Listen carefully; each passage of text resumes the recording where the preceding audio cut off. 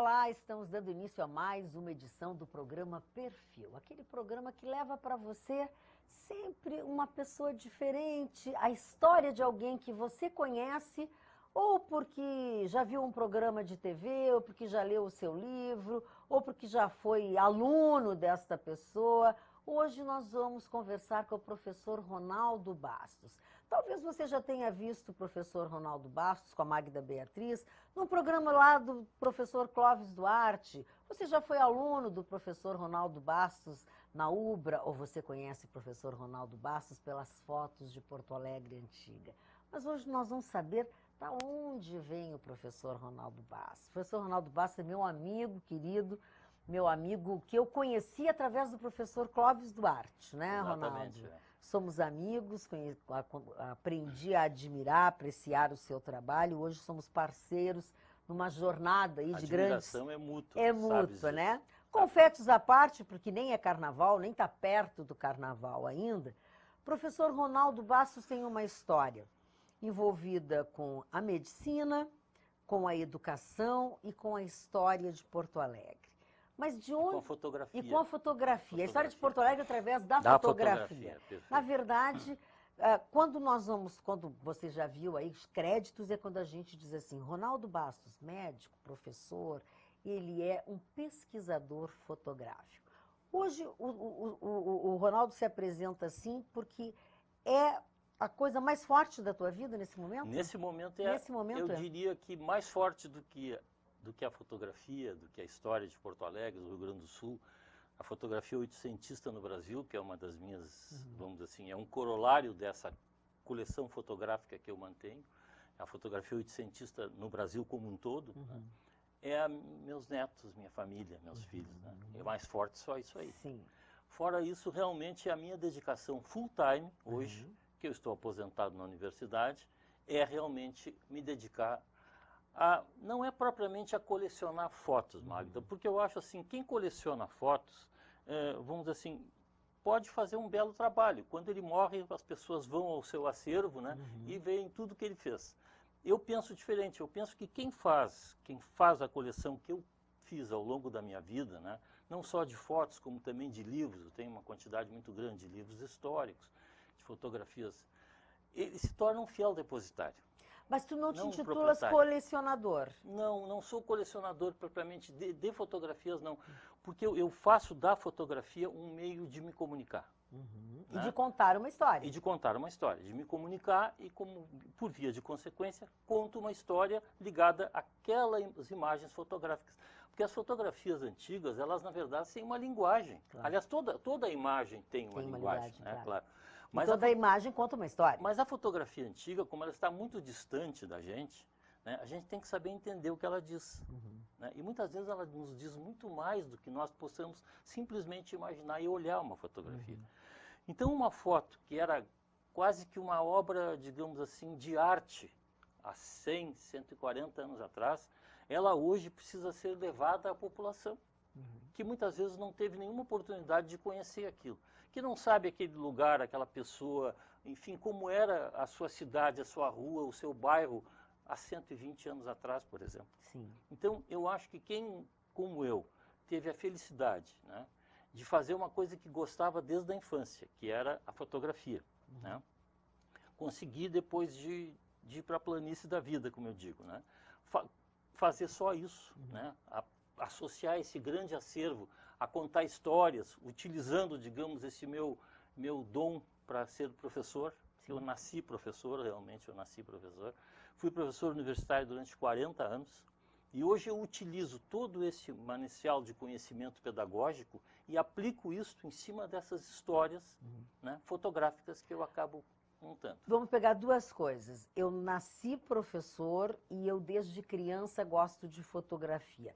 Desde criança gosta de fotografia por curiosidade, nasceu no meio da fotografia. Por que a fotografia está na tua vida? Exatamente. A fotografia, ela entrou na minha vida por causa do meu pai. Tá.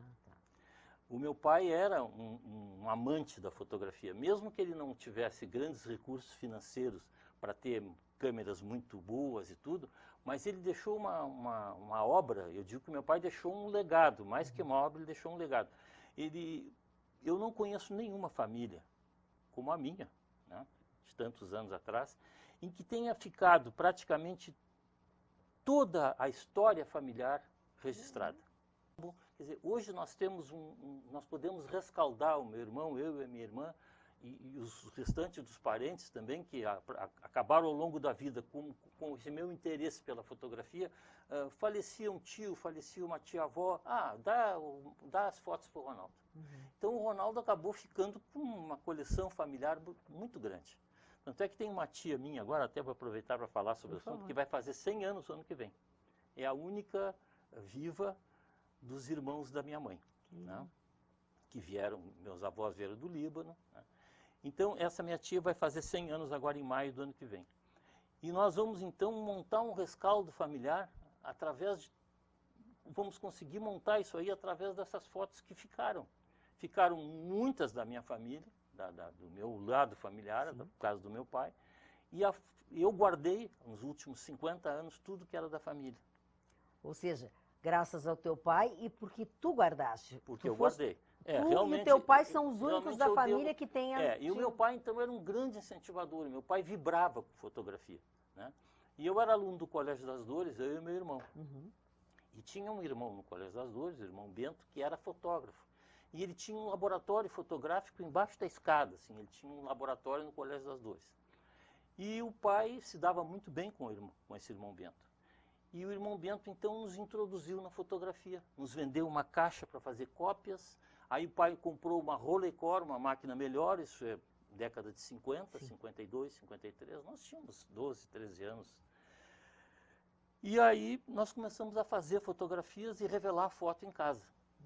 Nós começamos a revelar aquele método primitivo de negativos e tudo mais. E aí foi indo, compramos um ampliador e fomos indo e me tornei um fotógrafo amador, junto com o meu irmão, né? Não ganhamos dinheiro com aquilo, mas fizemos dezenas, centenas de fotografias e começamos então a substituir o pai nas fotografias familiares. Né? Profissionalmente nunca? Hein? Profissionalmente não, nunca? Quem sabe tenhamos feito alguma coisa assim, uma formatura, um aniversário para alguém, alguma coisa assim, mas não... Mas não profissionalmente? Não, profissionalmente não. Era o hobby? Era o hobby, era a paixão. Era o hobby, mas tratado de uma forma profissional? De uma forma profissional, porque nós tivemos uma qualidade. Hoje, fazendo um rescaldo daquelas fotos, eu vejo que a qualidade era excepcional. Né? Era uma Rolleicord alemã, quer dizer, era uma máquina espetacular, rivalizava com a Leica alemã, então era uma máquina fantástica. Né? Eu tenho guardado até hoje a máquina, está lá na minha coleção. Então o pai deixou introduziu essa paixão. E a paixão por coisas antigas, eu não sei te dizer, Marta, porque ela deve ter nascido junto. Eu acho que, como eu nasci no Hospital São Francisco, em Porto Alegre, ele já é antigo, de repente gostei muito disso. Então, a partir daí, eu comecei a me interessar, porque o pai também, além das fotografias, ele gostava de livros. Então, o pai tinha livros antigos sobre Porto Alegre, né? Quem sabe aí uns 20 livros. Muito antigos, muito antigos. Alguns até raros, que eu guardo até hoje. E eu ficava folheando aqueles livros, vendo as fotos antigas da cidade. E associou o livro com fotos? Isso eu tinha 10 anos, me lembro assim, 8, 10 anos, me lembro disso. Mal comecei a ler e escrever, já me interessei por isso. E, de repente, eu enxerguei na minha vida, eu já estava formado em medicina, eu disse, bom, o dia que eu parar totalmente, que eu me aposentar, que eu realmente me desvincular dessa vida atribulada, que é a vida universitária, porque na vida universitária eu fiz não só como professor, mas eu também fiz carreira acadêmica no sentido administrativo, eu ocupei postos em universidade, enfim. Eu vou fazer só isso. Mas tu nunca deixaste de fazer isso, porque se tu tens todo esse patrimônio cultural de livros, de outras peças e de fotografias, paralela a essa tua atividade acadêmica, tu sempre foste adquirindo coisas, certamente. Então, era uma vida realmente muito atribulada. Eu te diria assim, ó, Marta. Mesmo assim, quantos filhos tu tens? Eu tenho 4. Deu tempo de fazer 4 filhos? Para isso sempre tem tempo, Ou seja, tu é um homem multimídia. Hoje nem tanto, mas eu na verdade tenho 4 filhos, tenho 4 netos, né? Meu neto mais velho tem 8 anos, e o meu neto mais novo está a caminho. né? Opa! Então eu tenho 4 netos e 5, o Felipe está a caminho, né? Para a felicidade nossa, agora em maio nasce. Que bom, parabéns. Então é uma vida, digamos assim, que hoje eu olho para trás e digo, puxa, eu consegui fazer tudo que eu quis. Tudo isso, maravilha, Né? e com muita saúde Eu consegui sempre. fazer tudo que eu quis, tive saúde para fazer.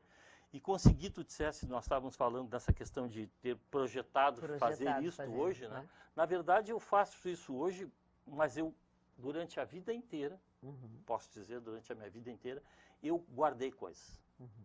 Eu guardei e onde tu guardaste fotos. tudo isso? Ah, isso é uma coisa muito interessante. Eu quando casei, em 73, eu fui morar num apartamento. Sim. Mas ali eu fiquei por 8 meses apenas. Sim, Imediatamente eu aluguei uma casa. O apartamento era meu, mas eu aluguei uma casa. Porque eu queria espaço, eu precisava espaço. Sim. Tudo que eu tinha guardado na minha casa, eu precisava espaço. Sim. Então eu fui para uma casa alugada, na essa de Queiroz, que tinha um porão. E o porão era lotado de coisas.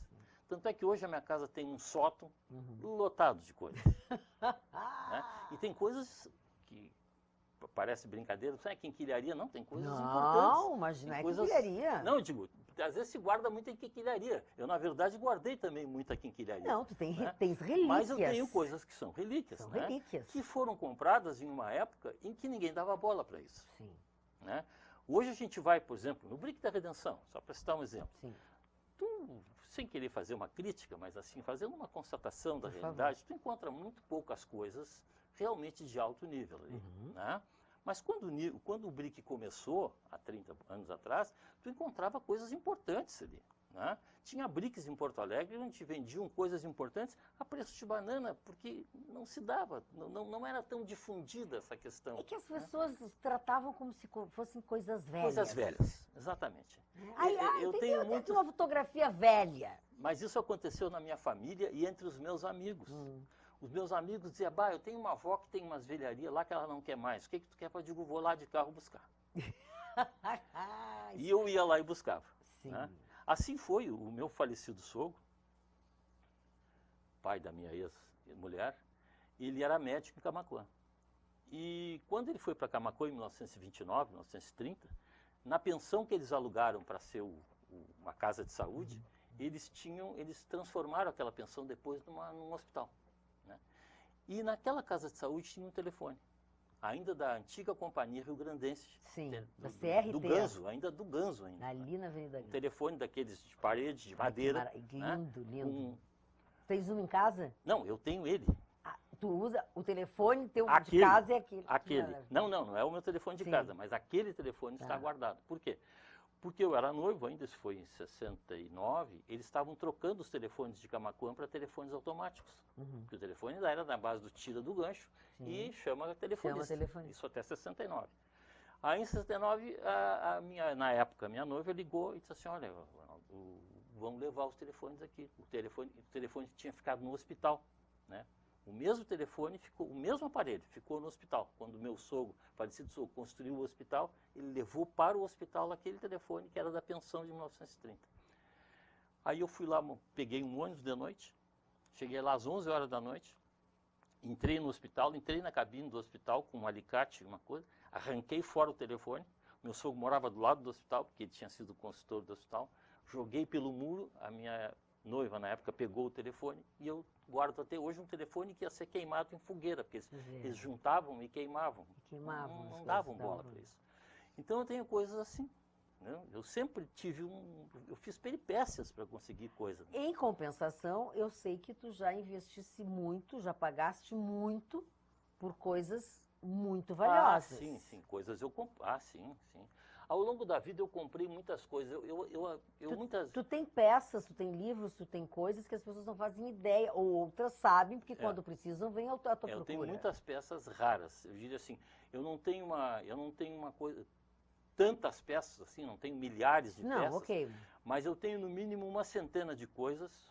Por exemplo? Que são assim, livros, por exemplo, raríssimos. Raríssimos. Né? Uma câmera fotográfica que foi do Galegari. Eu tenho uma das câmeras que foi do Calegari. É uma raridade. Eu tenho a câmera fotográfica, a última câmera fotográfica do Otto Schunewald, aquele fotógrafo alemão que está comigo. Sim. Né? Fora isso, eu tenho fotografias originais. Tu Né? tem um livro também que é Eu tenho um CD-ROM, eu CD-ROM. publiquei um CD-ROM, Porto Alegre, um século em fotografia. Um século em Né? fotografia. Foi o primeiro CD-ROM publicado sobre fotografia antiga, eu tenho publicado. E agora estou tentando fazer um livro, mas eu tenho uma coisa, as coisas nunca terminam para mim. Tu sempre tem algo Eu mais. sempre acho que o que eu vou fazer melhor é o que eu vou fazer amanhã. Certo. Isso é uma coisa que tem que ser controlada, né? Então, o que eu faço? Eu termino alguma coisa, eu olho e digo, não, mas posso fazer melhor. Então, é difícil a gente conseguir, dizer assim, aprontar um livro sobre Porto Alegre. E uma das dificuldades que eu tenho hoje para fazer um livro que eu tenho até pronto o esboço dele, é porque eu vejo, assim, o custo de um livro desse. Seria muito caro, realmente, fazer um livro desse, porque fazer um livreto não me serve. Eu pretendo fazer uma obra realmente à altura do acervo que eu tenho. Né? Eu tenho muitas coisas raras que tu não encontra nos museus de Porto Alegre. Né? São coisas... Quem dos teus filhos tem... Ninguém. Já sabe até que eu vou perguntar. Não deixei. Nenhum Porque filho se interessou. O teu pai tinha... Em mim, eu fiquei realmente nem os teus irmãos, nem o teu irmão, quer dizer, o teu irmão... Não, meu irmão gosta muito, gosta, é uma mas pessoa não muito tem, culta, um engenheiro, gosta muito de fotografia também, gosta muito de objetos antigos, mas não faz disso, vamos dizer assim, até porque meu irmão é empresário, então ele tem uma vida diferente da minha, né? A minha vida foi uma vida mais acadêmica, meu irmão ficou na empresa. Então, a empresa do meu irmão é uma empresa que até hoje ele trabalha com ar-condicionado, então ele é um toque-toque, não para, né? Agora eu não, eu tenho tempo para pensar, eu posso hoje pensar, eu posso hoje, né? Então Nos dias de hoje, tu mostras também todo esse teu trabalho, tudo isso que tu tens, eu acho que isso também te surpreendeu muito quando tu fizeste um blog, né? Porque o interesse das pessoas, na verdade, né? assim, ó, Os que admiram esse tipo de coisa. O blog foi vamos dizer assim, ele foi uma consequência da ida para fazer o programa no Clóvis, né? Lá o programa que vocês tinham lá com que era o Câmera 2. O Câmera 2. Né? Eu conheci o Clóvis lá na década de 70, eu fui professor do cursinho, junto com o Fogaça e com ele. Né? E o Fogaça, o Clóvis um dia disse, vou fazer um programa lá, eu estou em programa, vamos fazer, eu acho que cabe um quadro teu dessas coisas que tu faz e tal. Aí eu montei um projetinho, levei para ele, e aí começamos a fazer aquele quadro de 7, 8 minutos sobre uma história fotográfica. E como é que foi para ti aquela experiência da TV, aquelas fotografias na TV? Aquelas fotografias na TV, eu sempre imaginei fazer aquilo. Tanto é que quando eu fiz o CD-ROM, o projeto do CD-ROM, alguns perguntam, por que não fez um livro? Né? Tipo, porque eu queria atingir o público jovem. Claro. Né? Porque, na verdade, as pessoas mais antigas conhecem um pouco mais. O jovem não conhece quase nada. Exatamente. Né? Então, a ida para a televisão foi um entretenimento que eu pretendia passar para as pessoas, foi um grande canal para fazer aquilo que eu digo, que eu sou um fiel depositário, então eu tenho obrigações... Tens um compromisso. Um compromisso, né? De mostrar essa história, de fazer que as pessoas vejam que aquilo não fica guardado numa gaveta. Não é uma coisa onanística que a gente guarda para si. Não, é algo para ser visto por todos. E quanto mais pessoas puderem ver, melhor. Claro. Né? Vamos dizer assim, existe uma certa, vamos dizer assim, obrigação social aí. A gente não pode amealhar as coisas que, na verdade, foram feitas pelo andar da sociedade, por exemplo, uma fotografia, por hipótese. Né? Uma fotografia, aquilo ali é uma coisa que foi feita por um fotógrafo, sim, mas aquilo foi feito numa cidade, num local, quer dizer, aquilo pertence à história de todos nós.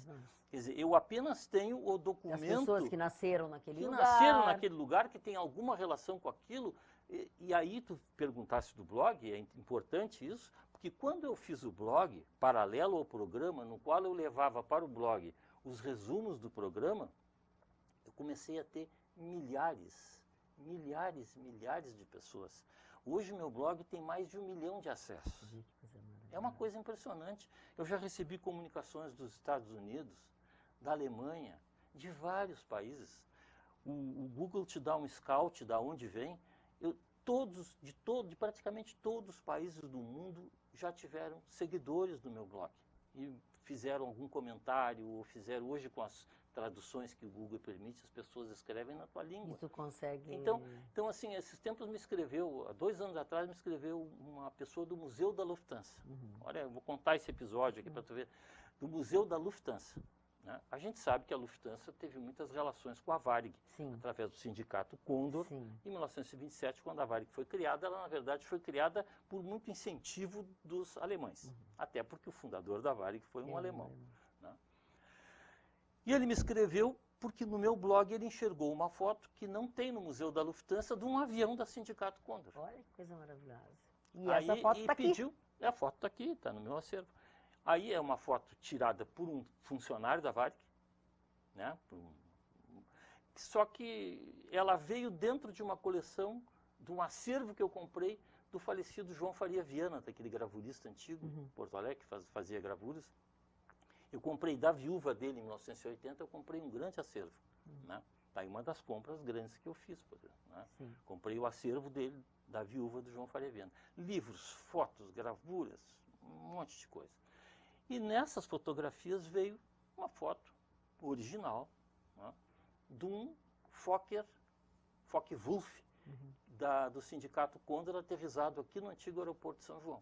Uma foto perfeita. Né? E eles não tinham. E me pediram a foto. E eu enviei para ele a fotografia. Né? E ele até hoje, eventualmente no Natal, me manda uma comunicação, uma coisa.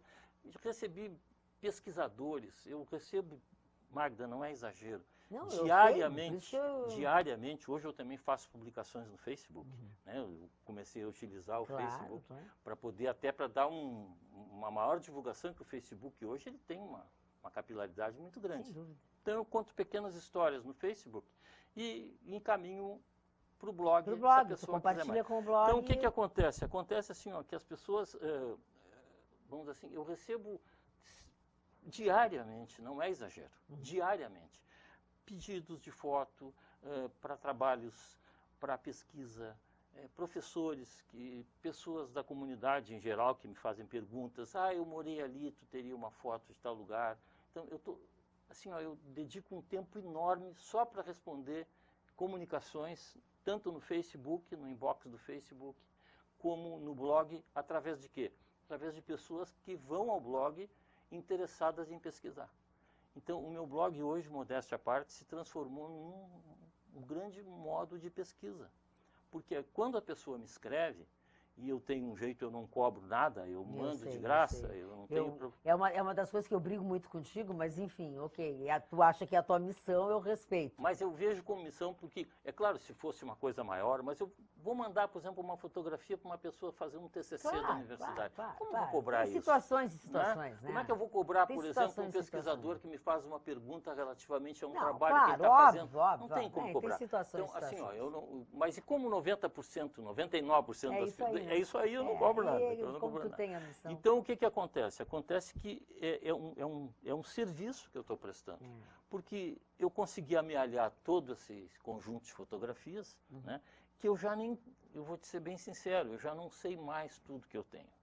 Vou ser bem honesto, assim. Eu tenho hoje, com o advento da informática, a partir da década de 90, porque o que eu fazia? Eu tinha as fotos, eu fotografava a foto, tem até os equipamentos, até hoje guardados, fotografava a foto, fazia um negativo, do negativo fazia a foto. Então, as minhas exposições, que eu faço, obviamente, uma exposição, as minhas palestras eram feitas com slides. Claro.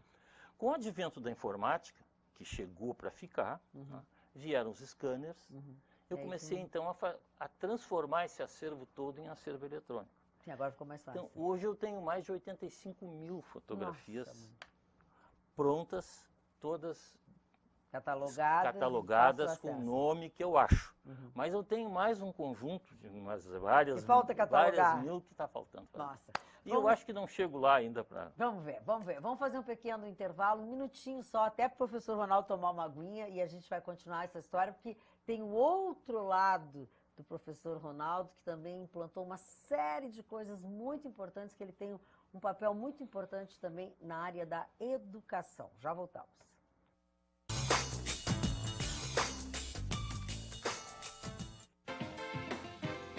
Matemática em toda parte. O quadrado mágico é um quadro formado por números.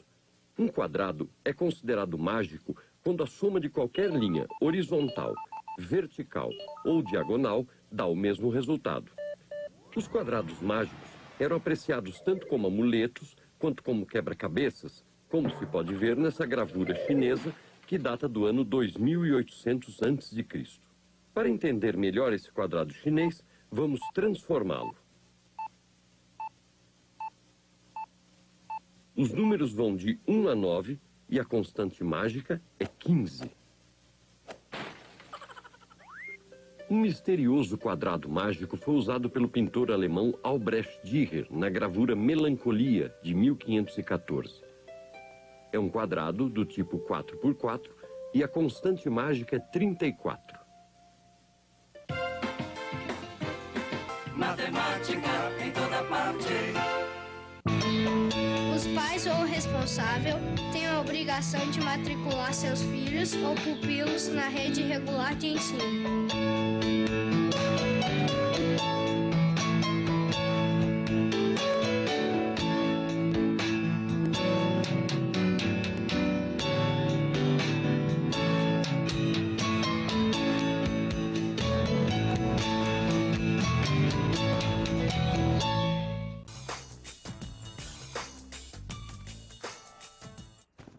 De volta com o nosso programa Perfil, que conversa com o pesquisador fotográfico Ronaldo Bastos. Ronaldo Bastos, mas antes de nós chegarmos nesse momento assim tão grande da fotografia, ou do teu lado de pesquisador fotográfico, tu também tens uma grande contribuição na área da educação, porque tu passaste pela UBRA... Pela Fundação Federal de Ciências Médias, antiga Faculdade Católica, onde eu me formei. Então, cheguei a fazer concurso na URGS. Isso, então vamos alinhar assim, a sua participação na educação. Eu, na verdade, Magda, eu sempre tive desde muito porque tu dissesse menino, assim, né? como é que é? Eu nasci para ser Nasci professor. Eu identifiquei muito cedo que a minha vocação maior era o magistério. Isso foi uma coisa muito clara para mim. Não adianta se me perguntar como eu sei isso, eu não vou saber dizer. Você sabe coisa, né? O que eu, na verdade, sei é que eu queria ser médico para ser professor. Agora, eu não sei se eu queria ser professor para ser médico, isso eu não sei se a galinha... Tu fosse um bom médico? Eu acredito que tenha sido. Sim. Eu acho que eu fui um médico, e aliás sou até hoje, porque até hoje tem gente que gosta de conversar comigo sobre medicina. Eu acho que eu muito mais orientei do que tratei, né? Porque eu vejo que a medicina é 90% orientação. Né? Tratamento, na verdade, qualquer vizinha sabe qual é o remédio para tal doença. Eu sempre digo isso. Pior é que é verdade. O problema da gente é acalmar a pessoa, ficar especialista, como dizia o Jatene, especialista em gente. O médico tem que ser especialista em gente. E eu acho que eu sou um especialista em gente. Né? Eu acho que sou. Então, quando eu decidi fazer medicina, eu decidi que eu ia fazer medicina, mas que eu ia ser professor da faculdade de medicina. Isso foi uma coisa que eu tinha 15 anos de idade e eu dizia isso familiarmente. Né? Depois de alguma luta para entrar na faculdade de medicina, demorei para entrar. Fui entrar, já tinha mais de 20 anos. Entrar por quê? Porque o dificuldade para entrar mesmo, porque é difícil entrar. E eu trabalhava, eu tive uma fábrica de móveis nesse ínterim, né? Eu me esqueci que ele também tem habilidades. Ele é um bom cozinheiro, é um bom... E aí, então, eu até que eu passei no vestibular. Quando eu passei no vestibular, eu imediatamente, vamos dizer assim, eu já tinha desenvolvido algo que acabou sendo o grande mote da minha vida profissional. Eu tinha desenvolvido muita parte de microscopia, eu gostava muito de microscopia, né? Não sei se porque lidava também com imagem, que era ligado à fotografia, então eu tirava fotos ao microscópio, eu filmava o microscópio, protozoários e tal, tudo isso antes de entrar na faculdade, década de 60. Quando eu entrei na faculdade, eu já era uma pessoa, digamos, como é que eu vou te dizer assim, eu já tinha dado aula, porque em 1965, 64 para 65, havia em Porto Alegre, havia no Brasil a CNG, Campanha Nacional de Educandários Gratuitos, né, que era um projeto do governo para levar a educação, disseminar a educação, de educandários gratuitos. E tinha um colégio escola comercial Medianeira, lá em Teresópolis, uma daquelas escolinhas de madeira do Brizola, que estava precisando de professor. Eu era estudante ainda. Eu tinha terminado, na época, o científico. E aí eu me inscrevi nessa campanha e fui selecionado. E fui dar aula de ciências físicas e biológicas, um menino de 20 anos, né? Fui dar aula de ciências físicas e biológicas lá naquele colégio. Né? E tive um baita sucesso, modéstia à parte, como professor. Querido. Tive muito sucesso. Né? Bom. Os alunos me adoravam, Tudo eu que a gente gostava, faz com vontade, eu gostava né? daquilo, eu fazia aula prática, levava microscópio para a sala de aula, era diferente. Né? Até quando entrei na faculdade, imediatamente eu me apresentei para os professores, um deles vivo até hoje, né, professor de histologia, disse, olha, eu quero fazer microscopia, histologia e tal. E eles me abriram as portas. Que bom. Me abriram as portas. São pessoas que até hoje, eu, digamos assim, eu tenho uma grande gratidão, porque não é fácil isso. Tá? Tu abrir portas é muito mais difícil. É um mercado de muita concorrência, né? Principalmente então, uma pessoa eles interessada. Eles me abriram, o professor Marcos, o professor Moacir vivo até hoje, meu amigo, né? A qual, quando estiver vendo, eu mando um grande abraço para ele, um abraço fraterno. O professor me abriram as portas e eu passei a dar aula para os meus colegas. Olha só que coisa interessante. Eu fazia fotografias, então eu fotografava as lâminas, que eram da histologia, e eu ia depois para a sala de aula, nas aulas práticas, e ajudava os colegas. Tanto é que quando terminou o curso, terminou o ano, nem exame eu prestei, os professores não fizeram exame comigo. Sim, já estava aprovado. Já estava aprovado claro. por unanimidade.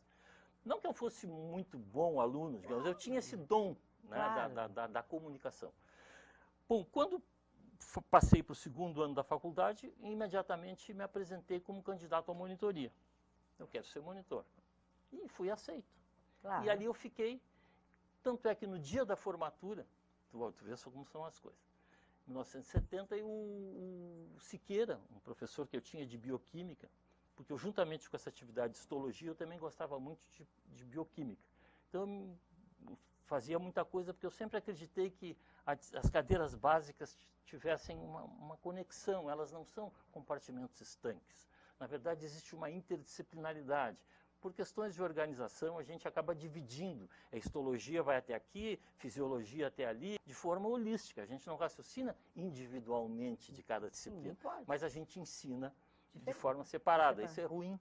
O aluno precisa ter uma visão holística. Bom, mas aí, o professor Siqueira, no dia da formatura, eu nunca me esqueço, disse assim, olha, tu vai terça ou quarta-feira lá na PUC, te apresenta para o professor Recena, que a vaga para professor da Faculdade de Medicina é tua.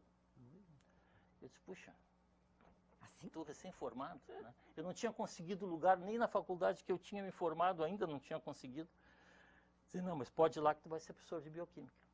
Então eu passo, formado recentemente, a tinta estava fresca ainda, e eu passo a dar aula na Faculdade de Medicina da PUC, de Porto Alegre, onde eu fiquei até 81.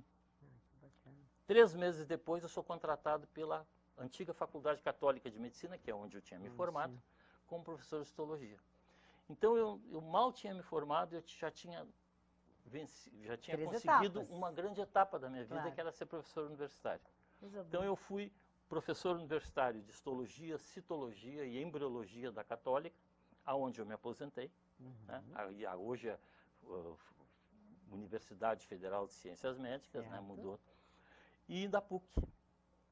Bom, quando veio a questão de dedicação exclusiva, e eu, fora isso, ainda tinha 2 clínicas. Eu tinha um consultório em Viamão, na Parada 42, ali de Viamópolis, tinha uma clínica junto com mais 2 colegas, e tinha uma clínica em Porto Alegre com um primo meu, quase um irmão até hoje, né, também médico, Dr. Luciano, que depois acabamos indo para a Ubra juntos. Então eu tinha assim, uma atividade brutal. Imagina o que era, 2 consultórios, né, mais as 2 atividades acadêmicas. Né? Então eu precisava jogar isso para frente, mas eu sempre fui um crítico de como se ensinava a medicina. Eu achava assim que a medicina tinha... A medicina clínica era uma coisa, mas a medicina dos bancos escolares estava defasado do que se fazia. Quer dizer, enquanto nós tínhamos alta tecnologia dentro de um hospital, nós ainda estávamos escrevendo no quadro negro na Faculdade de Medicina. Então eu comecei a propor, comecei a me inserir no contexto e comecei a propor mudanças curriculares na faculdade. Aí foi a minha primeira atividade, vamos dizer assim, fora da atividade sala de aula, né? E eu fiz essas propostas porque eu imediatamente, em 74, eu me candidatei por vontade própria, porque eu achava que eu tinha uma missão a fazer, como representante docente dos assistentes junto ao Conselho Departamental da faculdade. E fui eleito. E lá eu comecei, então, a pregar a ideia de que o currículo da faculdade precisava sofrer modificações. Em 78, eu fui a um congresso da Organização Pan-Americana de Educação Médica, né? E nesse congresso, então, se avaliou toda a questão dos Estados Unidos, Venezuela, Brasil, enfim, todos os países que faziam parte daquilo ali, como seria a medicina do século XXI, né? E essa medicina propunha uma série essas propostas propunham uma série de mudanças que nós não estávamos fazendo. E eu então propus que se criasse uma comissão, né, uma estrutura, e que essa comissão pudesse estudar e modificar o currículo. E isso foi aceito. Nossa, tem uma história, hein? Foi aceito. Foi aceito e se criou então a COPACE, Comissão Permanente de Avaliação Curricular, da qual eu fui eleito pelos meus colegas presidente. Então eu passei a propor para o Conselho Departamental da antiga Católica uma mudança, fizemos uma profunda mudança curricular. Essa mudança vige até hoje lá. Está lá, legal. até hoje lá. Só, Né? que importante. Bom, dentro desse contexto, na década de 90, e foi mais especificamente em 89, perto da década, a UBRA pensou em fazer o seu curso de medicina. Sim. E quis montar um grupo de trabalho, né, em cima dessa necessidade que eles tinham recebido a licença para fazer, digamos assim, para estudar uma área da saúde e tocar o curso de medicina. E eu fui convidado para ir para lá. E fui. E eu cheguei na UBRA no dia 12 de dezembro, no dia 20 de dezembro, 18 de dezembro de 1989. Foi a nossa primeira reunião. E ali propusemos, então, que passado o Natal e Ano Novo, começaríamos a trabalhar. Por enquanto, não tínhamos nenhum compromisso com a universidade, éramos em 4 colegas. Eu era, no caso do grupo, não o melhor de todos, mas o mais experiente. Então, eu passei a ser o coordenador da comissão. Imediatamente me botaram essa coisa. E eu disse, bom, então nós temos na mão a possibilidade de fazer algo diferente. Não vamos copiar os currículos, né? Não vamos fazer o que a medicina francesa fazia lá no século XVIII, que era muito bom para aquela época. Hoje nós temos um aluno que está incorporado de tecnologia. Nós não podemos mais ensinar como nós aprendemos. Sim. Né? Então fizemos uma proposta à universidade de um currículo completamente diferente, né? De uma inserção precoce do aluno na clínica, né? O aluno não ia ver cadáver no primeiro dia, sim, ia ver uma família. Uma proposta completamente diferente, bem diferente, inovadora. Além da interdisciplinaridade que eu te falei, quer dizer, nós criamos áreas afins, né, e acabamos com as disciplinas estanques, né, na área básica, de maneira que o aluno não enxergava somente fórmulas e coisas, ele enxergava aplicação clínica. Além de que na clínica os professores das cadeiras básicas eram obrigados a participar, né, então, ou seja, o projeto das disciplinas clínicas tinha conteúdos básicos que iam lá. Então era uma coisa diferente. O projeto foi aprovado pelo MEC, né? E em 95 a faculdade começa a funcionar. Né? Bom, em 98 a Universidade da Bahia, a de Itabuna, entusiasmada com o projeto, foi ao Ministério da Educação e o ministro da Educação era o Paulo Renato Souza, meu amigo de infância, né? Sim, daqui, querido, né? Amigo falecido, né? Precocemente, e foi uma bela pessoa, uma belíssima pessoa. Ele disse, olha, depois eu fiquei sabendo disso, vocês vão a Porto Alegre, converse com o professor Ronaldo. Olha só que maravilha. Que ele tem um projeto, ele foi o coordenador da comissão. Também foi o senhor que...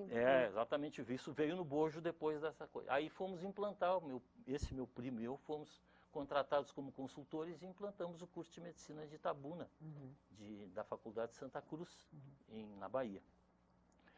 Bom, aí em 91, o reitor me chamou Disse, olha, Ronaldo, eu preciso implantar um ensino à distância aqui na UBRA. Nós precisamos porque tem uma série de faculdades, de universidades no Brasil.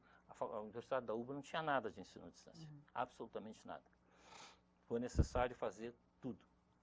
Aí eu disse, puxa, eu sempre gostei de tecnologia aplicada à educação. Já trabalhava com pequenos vídeos, eu já tinha montado uma videoteca na época dos vídeos, dentro da Riggs.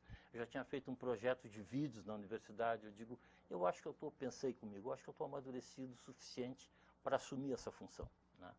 Porque eu não gosto de pegar nada para ficar na carona dos outros, eu gosto de pegar para fazer, né? Aí eu aceitei o desafio de criar a diretoria de ensino à distância da UBRA.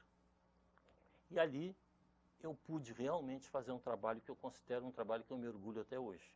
Porque é um trabalho que nós saímos do zero para em 7 anos termos 135 mil alunos só à distância, né? Foi um trabalho assim, digamos, a UBRA se expandiu de tal maneira na época.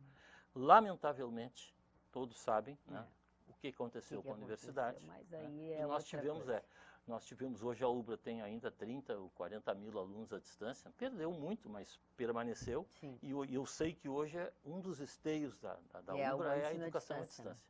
Então, nós fizemos uma educação à distância que se espalhou pelo Brasil inteiro.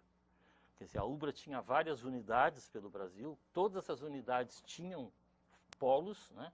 Cada polo desses tinha vários outros polos. Então eu viajei por esse Brasil inteiro, né? Além de dar aulas na Faculdade de Medicina, como eu dava ainda, né? Teve 2 anos que eu não pude dar aula. Era tanta viagem que eu não consegui dar aula. Tá, e agora eu pergunto o seguinte. Ai, eu tô exausta, como tu trabalha, guria, eu já tô exausta. Me diz uma coisa, tu te arrependeu de alguma coisa que tu fez nessa tua vida louca e trabalhadora? Não. Alguma coisa que tu deixou de fazer? Que eu tenha deixado de fazer assim, com uma Não, coisa sei lá, grande? uma coisa qualquer. Não. Ai, que bom. Não. E que momento é esse que o pesquisador fotográfico, o professor, o homem Ronaldo Bastos está fazendo neste momento da vida? O que eu estou fazendo? Sim, o que você está fazendo? Porque tu é um homem que está sempre criando e eu estou trabalhando nesse projeto digamos, de divulgação de toda essa questão histórica, fotográfica e de imagens da cidade do Rio Grande do Sul. E estou agora trabalhando num projeto que tu conhece, que tu vais participar para o meu prazer e para a minha honra. Acabamos de fechar contrato agora aqui, ó. Pá. Eu já assinei, já está aqui no bolso. E eu vou trabalhar nesse projeto da TV Web. TV Web. Né? Uma TV, digamos assim, dentro da fundação, que eu estou criando uma fundação, Pois é, isso que eu quero onde vai ficar todo esse meu acervo isso que de eu queria livros, saber. de fotos, Está de agora assegurado se todo Exatamente. esse teu Exatamente. Vai ficar na teu fundação. acervo. E a TV, que já tem estúdio, que já tem equipamento, que já tem tudo pronto, né? Ela deve funcionar aí dentro de 30, 40 dias, deve estar no ar já com seus programas. Dentro de pouco tempo já o site vai estar pronto, já vai ter chamadas na internet. Vai ser uma TV web. Né? Isso não me impede que, eventualmente, os programas gerados, né, sejam programas que sejam veiculados na TV qualquer aberta. lugar. Não tem problema nenhum. Mas a TV, a nossa programação, no caso, vai ser para a web. Né? Programas curtos, né? Programas que vão desde... digamos assim, de tudo que tu imagina, né? Tudo relacionado com cultura, com educação, também vai entrar essa parte, patrimônio histórico, né? Só não vai entrar uma coisa, não que eu tenha algo contra, mas eu não vou fazer da televisão algo ideológico. Né? Não vai ter ideologia, não vai ter partido político, né? As coisas poderão ser discutidas sob o ponto de vista do bem comum, né? Do patrimônio histórico, da cultura, mas não vai ter um aspecto ideológico. Eu não quero misturar as coisas, não que eu não tenha a minha ideologia. Eu tenho, tu tens, todos nós temos. Mas eu acho que não é um fórum adequado, essa TV, ali é um fórum de difusão de cultura e, fundamentalmente, algo que vai ajudar a se conhecer melhor a nossa história. Eu tenho certeza disso, porque, lamentavelmente, Magda, isso tu és uma pessoa que podes falar disso de cadeira. Tu estás há muitos anos na TV. Muitos né? anos. Entendeu? Nossa televisão... Eu até fiquei assustada esses dias quando eu fui olhar umas coisas, eu peguei uns recortes de jornal, fui procurar umas coisas que as pessoas me mandaram. Nem eu sabia que eu estava tanto tempo Pois na é, TV. para tu ver, né? Então, e tu sabes, por exemplo, que não há espaço na TV para essa parte. Então, na verdade, o que eu vou fazer é eu vou preencher pretensão, né? Não, De mas a preencher gente uma vai fazer. lacuna, digamos assim, dentro da divulgação.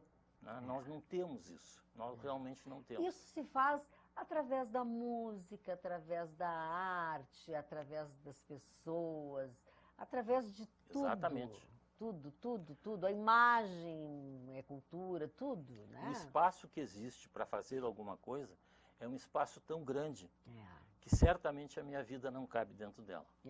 As nossas vidas O espaço não cabe, dentro né? dela, é verdade. Então, a fundação é assim, ó, é algo que eu pretendo fazer para que, quem sabe, outras pessoas continuem para que esse sonho não termine. Não, exatamente. O importante é que tu assegures que todo este trabalho, que toda esta história, né, que todo este patrimônio fique, né? Porque eu tenho uma grande admiração, e sempre tive, desde pequeno, pelos autores, o Arquimedes Fortini, querido. né, aquele pessoal todo que escreveu livros sobre Porto Alegre, que fez trabalhos espetaculares.